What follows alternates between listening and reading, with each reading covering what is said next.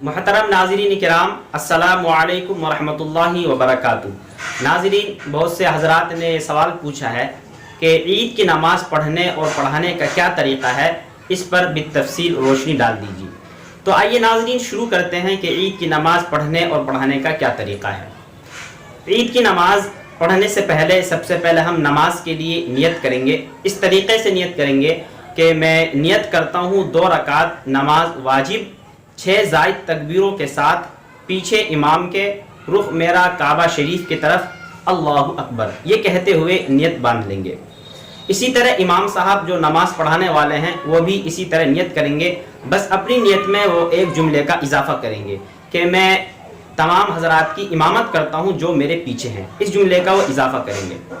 خیر یہ کہتے ہوئے نیت باندھ لیں گے۔ نیت باندھنے کے بعد ثنا پڑھیں گے۔ ثنا پڑھنے کے بعد اب 3 زائد تکبیر کہی جائے گی، اور 3 زائد تکبیر اس طریقے سے کہیں گے، اللہ اکبر کہتے ہوئے ہاتھ چھوڑ دیں گے، پھر دوبارہ اللہ اکبر کہتے ہوئے ہاتھ چھوڑ دیں گے۔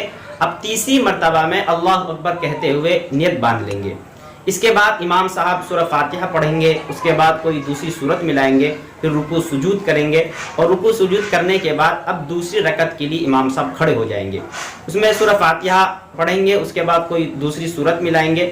سورت ملانے کے بعد اب رکوع میں جانے سے پہلے اب 3 زائد تکبیر کہی جائے گی، اللہ اکبر کہتے ہوئے ہاتھ چھوڑ دیں گے، پھر دوبارہ اللہ اکبر کہتے ہوئے ہاتھ چھوڑ دیں گے، تیسری مرتبہ اللہ اکبر کہتے ہوئے ہاتھ چھوڑ دیں گے۔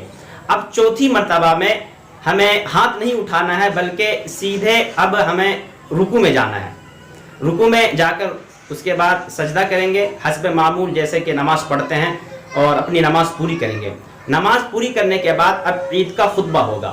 یہاں یہ بات ذہن نشین فرما لیجئے، بہت سے ساتھیوں نے مجھ سے یہ سوال پوچھا ہے کہ عید کی نماز کے بعد فوراً خطبہ ہوگا یا خطبے سے پہلے دعا مانگی جائے گی؟ تو دیکھیے حدیث شریف کے اندر آتا ہے کہ نبی کریم صلی اللہ علیہ وسلم نماز کے بعد دعا مانگتے تھے، پھر اس کے بعد آپ خطبہ پڑھتے تھے، اور بہتر بھی یہی ہے کہ نماز کے بعد پہلے دعا مانگی جائے، پھر اس کے بعد خطبہ پڑھا جائے۔ تو عید کی نماز کا ایک پورا طریقہ ہے، آپ حضرات اس کو اچھی طریقے سے ذہن نشین کر لیجئے اور اس ویڈیو کو آگے بڑھائیے اور دوسروں تک پہنچائیے۔